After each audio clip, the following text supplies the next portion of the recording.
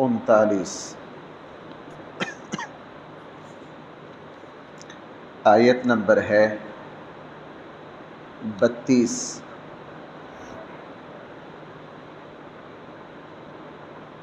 آیت نمبر ہے 32۔ بسم اللہ الرحمن الرحیم۔ الحمد للہ رب العالمین والصلاة والسلام على سید الانبیاء والمرسلین وعلى آلہ واصحابہ اجمعین۔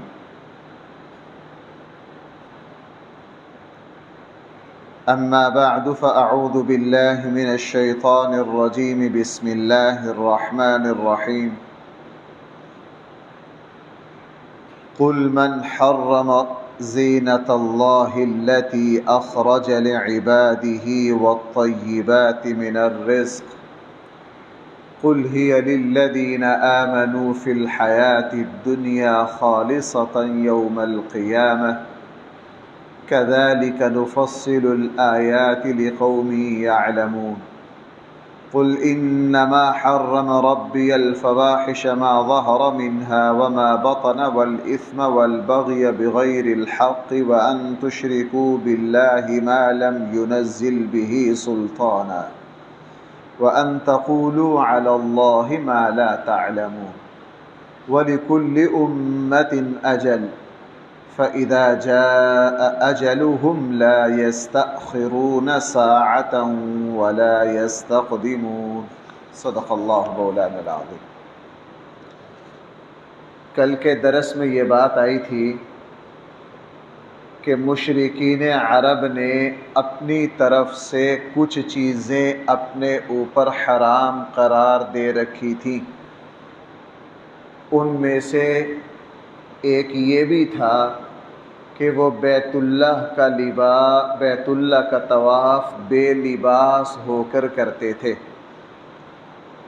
اور یہ ان کی خود ساختہ اپنی طرف سے بنائی ہوئی ایک رسم تھی، اس کا دین سے کوئی لینا دینا نہیں تھا۔ قرآن کریم نے یہاں فرمایا،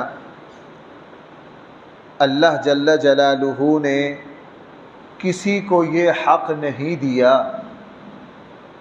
بھائی ذرا اس بات کو سننا، چونکہ محرم میں قرآن جو کچھ اس میں کہہ رہا ہے اس کی 100% مخالفت ہو رہی، اس لیے ذرا اس آیت کو تھوڑا سا سمجھنے کی ضرورت ہے۔ فرمایا من حرم زینت اللہ التی اخرج لعبادی، کسی کو یہ حق نہیں ہے کہ اللہ تعالیٰ نے تمہارے لیے زیب و زینت اور کھانے پینے کے لیے جو کچھ پیدا کیا ہے، کسی کو ان کو حرام کرنے کا حق نہیں ہے۔ کون ہوتا ہے کوئی؟ چونکہ کسی چیز کو حلال قرار دینا یا کسی چیز کو حرام قرار دینا یہ صرف اللہ تعالیٰ کا حق ہے۔ بھائی یہ صرف کس کا حق ہے؟ اللہ تعالیٰ کا حق ہے۔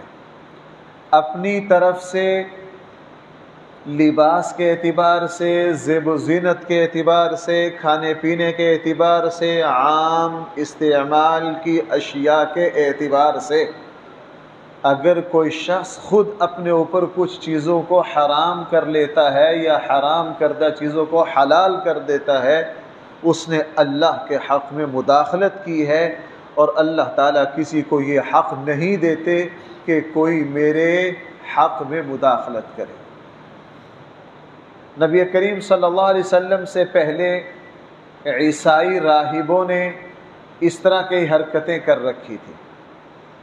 اللہ تعالیٰ خود فرما رہے ہیں ہم نے رہبانیت ان پر نہیں رکھی تھی، انہوں نے خود سے راہب بنے، ہم نے انہیں نہیں کہا تھا شہر چھوڑو، پہاڑوں کی غاروں میں رہو،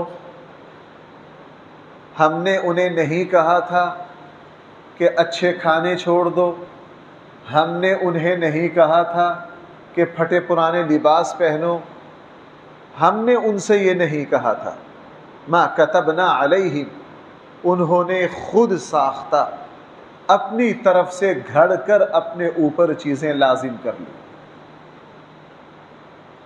اور یہی معاملہ اسلام کا ہے۔ حضور کے زمانے میں کافروں نے اپنی طرف سے بہت سی چیزیں اپنے اوپر حرام کر لی اور بہت سی حرام کردہ چیزیں حلال کر لی۔ قرآن کریم نے ارشاد فرمایا نا، نبی کریم صلی اللہ علیہ وسلم کی سیرت طیبہ اور آپ علیہ السلام کی سنت حسنہ کو دیکھنا ہے۔ نبی کریم صلی اللہ علیہ وسلم نے تو اعلیٰ سے اعلیٰ چیز استعمال کی ہے۔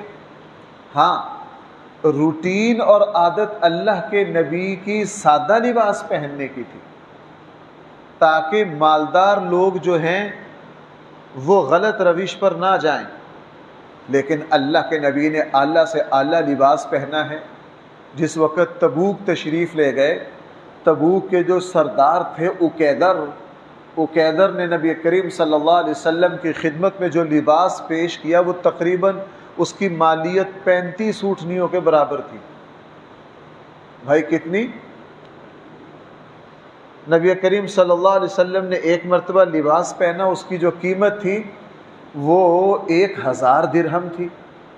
اللہ کے نبی کی روٹین تو اعلیٰ لباس پہننے کی نہیں تھی، لیکن اللہ کے نبی نے بہت ساری مرتبہ عمدہ سے عمدہ لباس پہنا ہے، اور اللہ کے نبی اچھا سے اچھا کھانا تناول فرماتے تھے، خوشبو استعمال کرتے تھے۔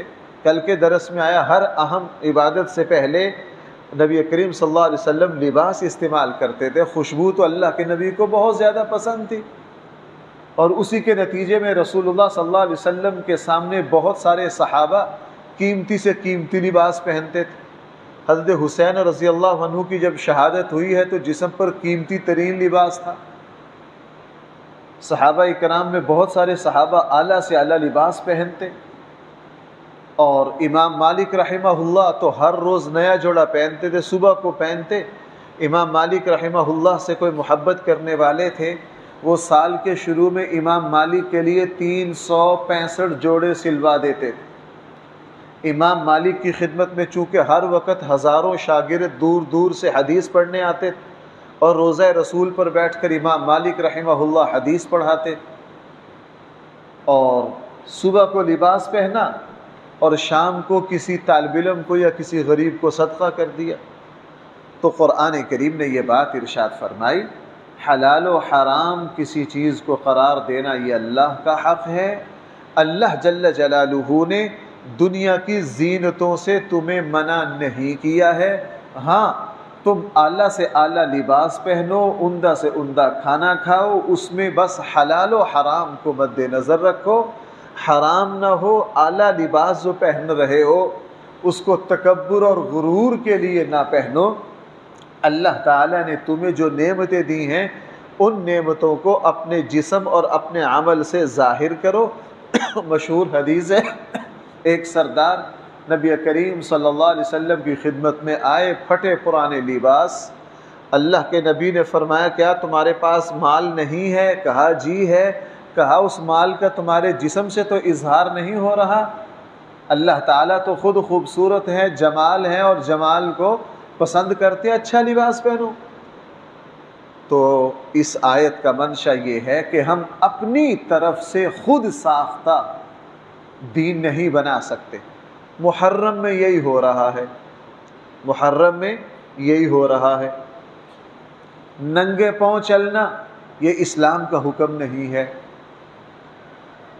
نبی کریم صلی اللہ علیہ وسلم جمعے کا خطبہ ارشاد فرما رہے تھے، ایک صاحب آ کر دھوپ میں کھڑے ہو گئے، سخت دھوپ۔ اللہ کے نبی صلی اللہ علیہ وسلم کو حیرت ہوئی۔ اللہ کے نبی نے پوچھا، یہ صاحب دھوپ میں کیوں کھڑے ہیں؟ بتلایا گیا، جی انہوں نے اپنے اوپر لازم کر لیا ہے، انہوں نے منت مانی ہے کہ دھوپ میں ہی کھڑے رہیں گے۔ اللہ کے نبی نے فرمایا، اس میں کوئی خیر نہیں۔ اللہ کے نبی نے فرمایا، اس میں کوئی خیر نہیں ہے۔ اب محرم ہے، ننگے پاؤں چلو پھرو، اس کا دین سے کوئی لینا دینا نہیں۔ اور کل تو میں نے ایک عجیب چیز دیکھی، میں یہاں سے نکلا، میرے ساتھ شکیل صاحب تھے یہاں گلی کے شروع میں، ایک کالا لباس، ہاتھوں میں کڑے اور ننگے پاؤں، اور گلے میں سانپ۔ گلے میں کیا؟ سانپ، اور زبان پر یا حسین۔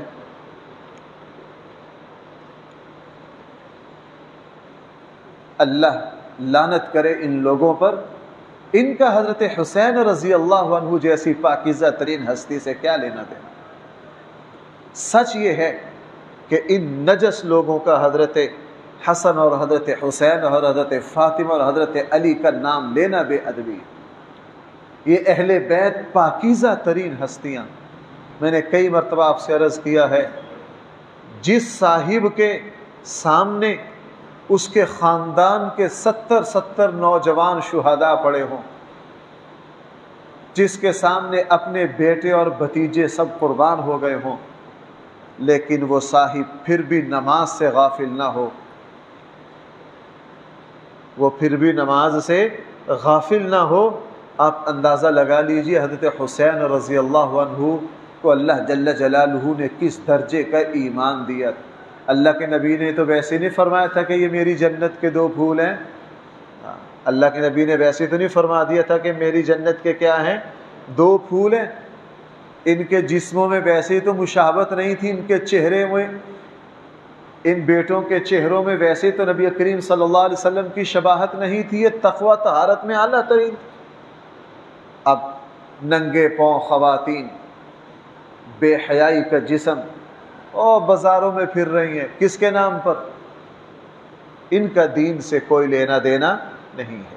لہٰذا اسلام کا حکم یہ ہے ترک زینت، اللہ تعالیٰ کی دی ہوئی نعمتوں کو چھوڑنا، اس کا دین سے کوئی لینا دینا نہیں ہے۔ اسلام نے اعتدال سکھایا، اسراف بھی نہ ہو، فضول خرچی بھی نہ ہو، عیاشی بھی نہ ہو، اللہ کی دی ہوئی نعمت مال کا ضیاع بھی نہ ہو، اس مال کو غرور اور تکبر کے لیے بھی اس کا استعمال نہ ہو۔ اور ادھر جو دینداروں میں اس کا دینداری سے کوئی لینا دینا نہیں ہے کہ اللہ تعالیٰ کی دی ہوئی نعمتوں کو چھوڑ دینا، کہ جی ان دنوں میں یہ چیز نہیں استعمال کر سکتے، اور حیرانگی ہوتی ہے ان کے ذاکروں نے، ان کو تو کہا ننگے پاؤں پھرو، لیکن ذاکر خود نہیں پھرتے، خود نہیں پھرتے۔ ان کو تو کہتے ہیں کہ بازاروں میں دھکے کھاؤ، خود نہیں کھاتے، اور خود 10 دن عشرہ پڑھنے کے 30 لاکھ روپے لیں گے، خود عشرہ کے 30 لاکھ روپے لیں گے۔ تو یہ خود ساختہ دین ہے، اس کا اہل بیت کے دین سے کوئی لینا دینا نہیں ہے۔ میں نے کئی مرتبہ عرض کیا، حضرت علی رضی اللہ عنہ نے تو ساری زندگی زلفیں ہی نہیں رکھی، حضرت علی رضی اللہ عنہ تو بال کٹوایا کرتے تھے، اور حضرت علی رضی اللہ عنہ کی گھنی داڑھی تھی، اور حضرت علی رضی اللہ عنہ پاکیزگی کی اتنی رعایت کرتے تھے، غسل اور وضو کا اتنا اہتمام کرتے تھے حضرت علی رضی اللہ عنہ۔ میں حیران ہوں کل قیامت والے دن جب ان ہستیوں کے سامنے آئے گا نا کہ ہمارے نام پر کیا کیا ڈرامے کیے گئے، تو پتہ نہیں ان پر کیا بیتے گی کہ ہمارے نام پر کیا کچھ ہوا دنیا میں۔ اس لیے قرآن کریم نے ارشاد فرمایا، قل، اے نبی صلی اللہ علیہ وسلم آپ لوگوں سے کہہ دیجئے، من حرم، کون ہے جو حرام قرار دے دے، زینت اللہ، اللہ کی ان زینتوں کو، التی اخرج لعبادہ، جو اللہ نے پیدا کی ہیں اپنے بندوں کے لیے، والطیبات من الرزق، کون ہے جو پاکیزہ رزق کو حرام قرار دے دے، یہ کسی کو حق نہیں۔ قل، آپ ان سے کہہ دیجئے، یہ ساری نعمتیں ہی للذین آمنوا فی الحیات الدنیا، یہ تو دنیا کی زندگی میں ان لوگوں کے لیے ہیں جو ایمان لائے۔ حقیقی معنی میں اس دنیا میں اللہ کی نعمتوں سے فائدہ ایمان والے اٹھاتے ہیں۔ آپ کہیں گے کافر زیادہ ان نعمتوں سے فائدہ اٹھاتے ہیں، اس میں کوئی شک نہیں، کافر زیادہ اٹھاتے ہیں اللہ تعالیٰ کی نعمتوں سے فائدہ، لیکن کافر اللہ سے غافل ہو کر ان نعمتوں سے فائدہ اٹھاتے ہیں۔ وہ ان نعمتوں کے استعمال کے وقت اللہ کو یاد نہیں کرتے۔ ایک کافر ہے، اس نے 1 کروڑ روپے کی گاڑی خریدی، اس کو لیتے ہوئے اس کو اللہ یاد ہے۔ ایک مومن اگر 20 لاکھ کی بھی خریدے گا، شروع میں صدقہ کرے گا، اللہ کا شکریہ ادا کرے گا، اور بیٹھتے ہوئے کہے گا میرے اللہ تیرا شکر تو نے مجھے یہ، اس لیے فرمایا کہ یہ جو نعمتیں ہیں ان سے حقیقتاً تو فائدہ دنیا میں ایمان والے اٹھائیں گے، ہاں خالصتاً یوم القیامہ یہ ساری نعمتیں قیامت والے دن صرف اور صرف اللہ تعالیٰ ایمان والوں کو دیں گے، کافروں کو ہاتھ لگانے بھی نہیں دیں گے۔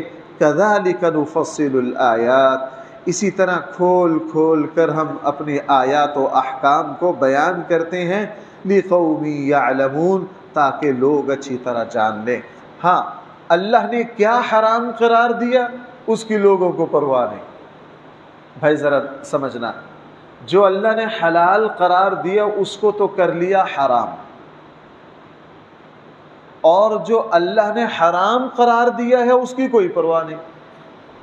میں اکثر یہ بات عرض کرتا ہوں، ہمیں دین سے ضد ہے، جو اللہ اور اس کے رسول نے کرنے کا حکم دیا ہے وہ نہیں کرنا، جو نہ کرنے کا حکم دیا ہے وہ دبا کے کرنا ہے۔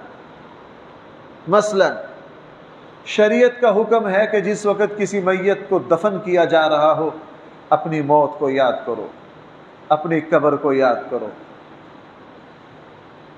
ابو داود میں ہے، اللہ کے نبی صلی اللہ علیہ وسلم ایک صحابی فوت ہو گئے، جب ان کو دفن لگے کرنے، قبر کی تیاری میں دیر تھی، رسول اللہ صلی اللہ علیہ وسلم ایک جگہ بیٹھ گئے اور سارے صحابہ بیٹھ گئے۔ اتنا سناٹا تھا موت کا، صحابی فرماتے ہیں کہ کسی کے سانس لینے کی بھی آواز نہیں، یعنی سب کس کی طرف متوجہ تھے؟ اپنی موت اور اپنی قبر کی طرف۔ تھوڑی دیر کے بعد پھر اللہ کے نبی صلی اللہ علیہ وسلم گویا ہوئے، آپ نے کچھ باتیں ارشاد فرمائیں، ان کا تعلق بھی موت کی یاد دہانی سے تھا۔ اب کرنا یہ چاہیے، ہم کیا کرتے ہیں؟ کسی کے دفن ہوتے وقت کوئی قبر یاد نہیں، کوئی موت یاد نہیں، کوئی فون پہ کسی کے ساتھ لگا ہوا، کوئی کچھ کر رہا ہے، کوئی کچھ کر رہا ہے۔ اچھا، شریعت نے کوئی حکم نہیں دیا قبر پہ پھول پھینکو، پھول ڈالنے پہ دبا کے زور دیں گے، اور یہ ہندو کرتے تھے۔ ہندوؤں کے یہاں جب آگ لگائی جاتی تھی تو نسبی بیٹے کا حق ہوتا ہے کہ وہ پہلے آ کر پھول وغیرہ خوشبوئیں چھڑکے اور کیا کرے؟ آگ لگائے۔ ہمارے یہاں بھی پھول ڈالنے کی باری آئے گی، اوے بیٹے کو آواز دیں گے، جی بیٹے، اور ڈال لو بھی اپنی ماں باپ۔ یہ قبر پر بیٹوں کے پھول ڈالنا یہ تو مسلمانوں کا ہے ہی نہیں، یہ تو مسلمانوں کا ہے ہی نہیں۔ اگر پھول ڈالنا سنت ہوتا تو صحابہ اکرام تو نبی کریم صلی اللہ علیہ وسلم کی قبر پر انبار لگا دیتے۔ اب جو ہمارے دین نے کہا ہے وہ نہیں کرنا، جو نہیں کہا وہ دبا کے کرنا۔ محرم میں سب سے بڑی ضرورت یہ ہے کہ حضرت حسین رضی اللہ عنہ نے جب یہ دیکھا کہ میرے نانے کے دین میں تبدیلی لائی جا رہی ہے، حضرت حسین کھڑے ہو گئے، حضرت حسین کھڑے ہو گئے کہ نہیں، خلافت ملوکیت کی طرف جا رہی، اور اسلام بادشاہ کو یہ اجازت نہیں دیتا کہ وہ بے لگام ہو جائے۔ حضرت حسین رضی اللہ عنہ نے جب دین میں تبدیلی دیکھی، پورے خاندان کو لے کر میدان میں آ گئے اور اللہ کی بارگاہ میں پورے خاندان کی شہادت پیش کی اپنے نانا کی تعلیمات پر۔ آج یہ جو مقصد ہے، نہ اس کو کوئی سننے کے لیے تیار۔ آپ اس وقت جائیے، جتنے بینر لگے ہوئے ہیں، آیا ان میں کسی میں بھی حضرت حسین کی شہادت کا پیغام ہے؟ بلکہ میں حیران ہوں، میں اس کو بیان، بعض تھوڑا میں بزدل بھی ہوں، کمزور ہوں، ڈرتے بیان نہیں کرتا۔ اگر یہ کہا جائے تو بے جا نہیں ہوگا، جو لوگ حضرت حسین کا نام لیتے ہیں وہ خود یزید کی سیٹ پر بیٹھے ہوتے ہیں۔ وہ خود کس کی سیٹ پر بیٹھے ہوتے ہیں؟ ادھر سے ظالم ہیں، جابر ہیں، نام حضرت حسین کا۔ نام کس کا؟ حضرت حسین کا۔ ہمارے ہاں پارلیمنٹ میں بھی 2 چھٹیاں کہ جی حضرت حسین کے شہادت کے دن آگے چھٹی دی جائے۔ ان ارکان اسمبلی سے اگر یہ کہہ دو جناب حضرت حسین نے تو شہادت اس پر دی ہے کہ حکومت اسلام کے مطابق نہیں چل رہی اور یزید نے اپنی مرضی سے چلانا چاہی۔ حضرت حسین نے کہا اپنی مرضی سے حکومت نہیں چل سکتی، حکومت کس کے مطابق چلے گی؟ دین کے مطابق۔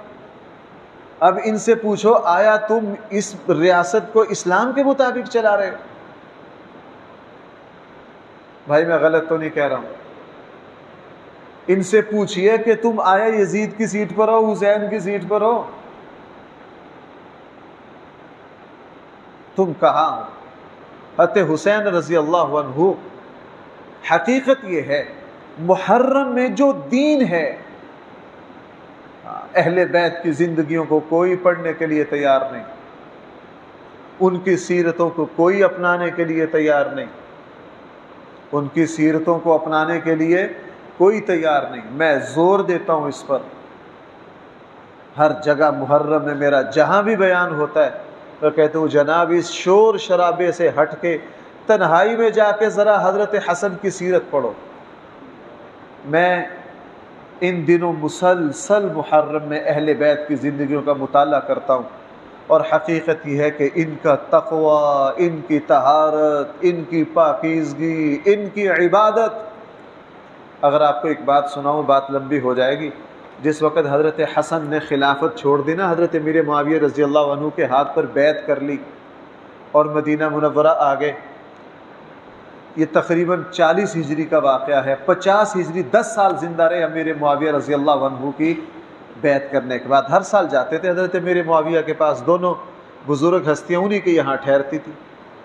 ایک مرتبہ امیر معاویہ رضی اللہ عنہ نے مدینہ کے ایک صاحب کو خط لکھا کہ اس وقت حضرت حسن کے معمولات کیا ہیں، یعنی اب خلافت حکومت کی ذمہ داریاں تو حضرت حسن پر نہیں ہیں، ان کے معمولات کیا ہیں، عبادت کس وقت کرتے ہیں، کیا معمولات ہیں۔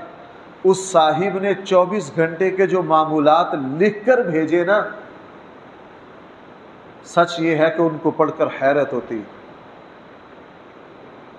اس نے لکھا کہ تہجد کے لیے مسجد میں فلاں وقت تشریف لاتے ہیں اور اتنی لمبی تہجد کی نماز پڑھتے ہیں، اور پھر بیٹھ کر اللہ کو یاد کرتے ہیں، پھر فجر کی نماز پڑھتے ہیں، فجر کی نماز کے بعد پھر خاموشی سے اللہ کی طرف متوجہ رہتے ہیں، قرآن کی تلاوت کرتے ہیں، پھر نماز پڑھتے ہیں، نماز پڑھنے کے بعد پھر بیٹھ جاتے ہیں، پھر بہت سے لوگ جو دور دور سے علم حاصل کرنے کے لیے آئے ہوتے ہیں وہ ان کے سامنے بیٹھ جاتے ہیں، اور پھر ان کو رسول اللہ صلی اللہ علیہ وسلم کے ارشادات سناتے ہیں، اور اس کے بعد پھر مدینہ کے اور مضافات کے جو کمزور لوگ ہوتے ہیں، چونکہ اہل بیت سخی بہت تھے، اہل بیت کیا تھے، سخی بہت تھے، پھر ان غربا کی حاجتوں اور ضرورتوں کو پورا کرتے ہیں، اور اگر کسی غریب کی کوئی ضرورت ہو اس کے ساتھ اٹھ کر بازار جانا پڑے تو بازار تشریف لے جاتے ہیں۔ پورے معمولات پورے کیا کیے۔ میں یہ سمجھ پاتا ہوں کہ محرم میں جو کچھ ہو رہا ہے یہ اہل بیت کی محبت نہیں ہے، یہ اہل بیت سے دشمنی ہے، ان کی زندگی کی اس پورے کردار کو مٹا دیا۔ اس لیے یہاں قرآن نے کہا جو ہم نے حلال قرار دیا تھا اس کو تو کر لیا حرام، اور جو ہم نے حرام قرار دیا تھا اس کو کر لیا حلال۔ اب دیکھیے قرآن اگلی آیت میں کیا کرا، قل ان سے کہیے ہاں انما حرم ربی الفواحش، میرے رب نے بے حیائی کو حرام قرار دیا تھا۔ کس کو حرام قرار دیا تھا؟ بھائی 10 محرم کو خواتین کو ننگے پاؤں دیکھنا، میں 10 محرم کو باہر نہیں جاتا، میں نے زندگی میں ایک ہی مرتبہ دیکھا ہے، اور رونے کو جی چاہے۔ میں لاہور ایک جگہ چلا گیا، میں ایک جلوس میں پھنس گیا خواتین کے 10 محرم کو۔ اب پولیس ہے، ناکے ہوتے ہیں، کہیں جا بھی نہیں سکتے، کم سے کم کو 1500 2000 خواتین۔ وہاں کیا صورتحال تھی، شریف بندہ شرافت میں اس طرح سب کے سامنے تو کیا تنہائی میں بھی کسی کو نہیں بتا سکتا کہ وہاں کیا کچھ ہو رہا ہے۔ اور سچ بات یہ ہے کہ مجھے وہاں پسینے آ گئے کہ میں اس ماحول سے کس طرح نکلوں۔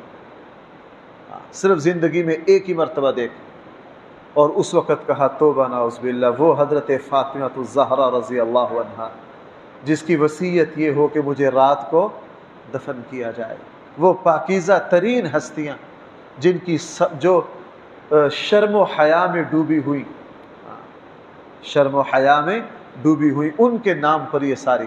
تو فرمائے انما حرم، میرے رب نے بے حیائی کو حرام قرار دیا ہے، ما ظہرا وہ بے حیائی کھلم کھلا ہو، وما بطنا یا چھپی ہوئی ہو، والاسم میرے رب نے گناہ کو حرام قرار دیا ہے، والبغی بغیر الحق اور میرے رب نے دوسروں کے حق کو مارنے کو حرام قرار دیا۔ دوسروں کے حق کو کیا دیا ہے؟ اب محرم آئے گا، سارے راستے بند کر دو، سارے راستے کیا کر دو؟ بند کر دو۔ قرآن کہہ رہا ہے ہم نے تو دوسروں کا حق مارنے سے منع کیا تاکہ کوئی مریض کہیں، اس کا دین سے کوئی لینا دینا نہیں۔ اور یہ بات میں صرف محرم میں نہیں کرتا ہوں، میں یہ بات ربیع الاول میں بھی کرتا ہوں۔ کسی بھی موقع پر خام خواہ راستے بند کر دینا کہ آنے جانے والے مسلمانوں کو تکلیف ہو، اسلام اس کی اجازت نہیں دیتا۔ ہمارے یہاں جو احتجاج کیے جاتے ہیں پورے سال میں، اگر ان احتجاج میں راستوں کو بالکل بلاک کر دیا جائے، وہ کسی بھی مقصد کے لیے احتجاج ہو، وہ اسلام میں جائز نہیں ہے، وہ اسلام میں جائز نہیں ہے۔ اگر کسی موقع پر احتجاج کرنا ہے، اپنا حق مانگنا ہے، تو اس طرح کرو کہ راستہ کھلا رہے تاکہ ادھر ادھر آنے جانے والے انسان اور مسلمان جا سکیں، بیمار ہسپتال تک پہنچ سکیں، جس بندے نے جہاں جانا ہے وہاں تک جا سکیں۔ نبی کریم صلی اللہ علیہ وسلم نے تو راستے کا اتنا حق بیان کیا، فرمایا والبغی بغیر الحق، اللہ نے دوسروں کے حق مارنے کو حرام قرار دیا، وَأَن تُشْرِكُوا بِاللَّهِ اور اللہ تعالیٰ نے اپنے ساتھ شرک کو حرام قرار دیا، ما لم ينزل به سلطانا، جس شرک کے بارے میں کوئی دلیل ان پر نہیں اتاری گئی، وَأَن تَقُولُوا عَلَى اللَّهِ مَا لَا تَعْلَمُونَ اور اللہ نے اس بات کو حرام قرار دیا کہ تم اللہ کے بارے میں ما لا تعلمون جہالت سے کوئی بات کرو، اللہ نے اس بات کو حرام قرار دیا۔ اب ان دونوں ایتوں کا حاصل کیا ہوا؟ حاصل یہ ہوا دین یہ نہیں ہے کہ اپنی طرف سے حلال کچھ چیزوں کو حلال کر لو، کچھ چیزوں کو حرام کر لو، دین اس چیز کا نام نہیں ہے۔ دین اس چیز کا نام ہے کہ جس چیز کو اللہ اور اس کے رسول نے حلال قرار دیا ہے وہ قیامت تک حلال ہی رہے گی، اور جس چیز کو اللہ اور اس کے رسول نے حرام قرار دیا ہے بھائی وہ قیامت تک حرام ہی رہے گی۔ نبی کریم صلی اللہ علیہ وسلم کی سری احادیث ہیں کہ جس نے لوہے کا زیور پہنا، چاندی 4.5 ماشے کی انگوٹھی اللہ کے نبی نے پہنی ہے، وہ بھی ایک 4.5 ماشے کی انگوٹھی کے علاوہ اللہ کے نبی نے فرمایا جس مرد نے جو زیور پہنا کل قیامت والے دن اسی زیور کے ذریعے اس کو داغا جائے گا۔ اللہ کے نبی نے لعنت فرمائی ہے، مردوں پر حرام قرار دیا ہے، یہ حرام ہی رہے گا۔ اگرچہ آج میں 8 انگوٹھیاں پہن لوں پھر بھی حرام قرار ہے، اگر دنیا کے سارے مولوی پہن لیں بھائی پھر بھی حرام ہے، اگر سارے گدی نشین اور پیر پہن لیں پھر بھی حرام ہے، کیونکہ پیروں کے پیر امام الانبیاء صلی اللہ علیہ وسلم نے ان چیزوں کو کیا کہا ہے؟ ہاں آپ نے صرف انگوٹھی پہنی ہے ایک 4.5 ماشے کی، وہ بھی چاندی کی، تو مرد کو صرف 4.5 ماشے کی چاندی کی انگوٹھی کی اجازت ہے، وہی ہمارے آقا نے پہنی ہے۔ تو جو اللہ اور اس کے رسول نے حلال قرار دیا وہ حلال ہی رہے گا، اور جو اللہ اور اس کے رسول نے حرام قرار دیا ہے وہ حرام ہی رہے گا۔ کسی کو اجازت نہیں ہے کہ وہ اللہ اور اس کے رسول کے حرام کردہ چیزوں کو اپنے لیے حلال کر لے۔ اللہ تعالی ہم سب کو دین کی صحیح سمجھ عطا فرمائے۔ الحمدللہ رب العالمین والصلاة والسلام علی سید الانبیاء والمرسلین وعلی آلہ